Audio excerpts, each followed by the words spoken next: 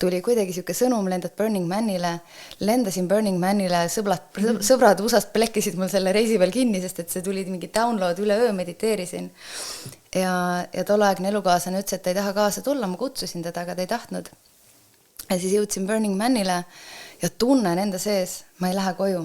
Täitsa lõpp, mida see tähendab. Mul on tööd Eestis pooleli, mul on kodu, mul on kihlatu, mitte lihtsalt elukaaslane, on ju pikaajaline suhe. Ja aru ma ei saanud ja sisetunne ütleb, et ei lähe. Ma ütlesin, mis asja, no. Läksin taroo kaardi lugeja juurde, tead. Lõi see tšikk mulle need kaardid sinna lahti, pikalt pidin ootama tund aega järjekorras, et üldse saaksin sinna, on ju. Aga mõtlesin, et ma ikkagi pean nägema nagu väljast poolt ka, et kas see, mida ma tunnen, vastab tõele. Ja mitte, et ma oleks mingi suur taroo fänn olnud, aga lihtsalt see oli hetkel saadaval nii-öelda, on ju, välise sisendina.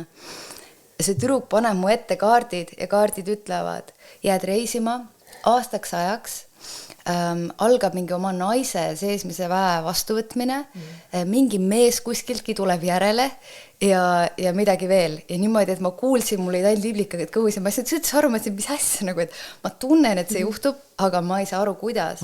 Sest mul on tööd pooleli, kõik asjad, mis siin toimub. Ja jõudsin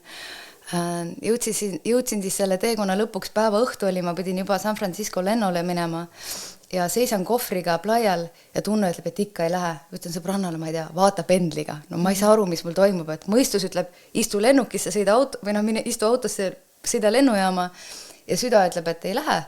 Energia nagu plokk on ja ei lähe. Ja Katrin vaatab pendliga, ütleb, et ei ole Eesti. Ma ütlesin, kus siis on? Vaatab San Francisco. Ei ole San Francisco. Ma ütlesin, kuhu siis? LA või? Vaatab, jep, LA. Ja siis lendasin LA-sse hoopis või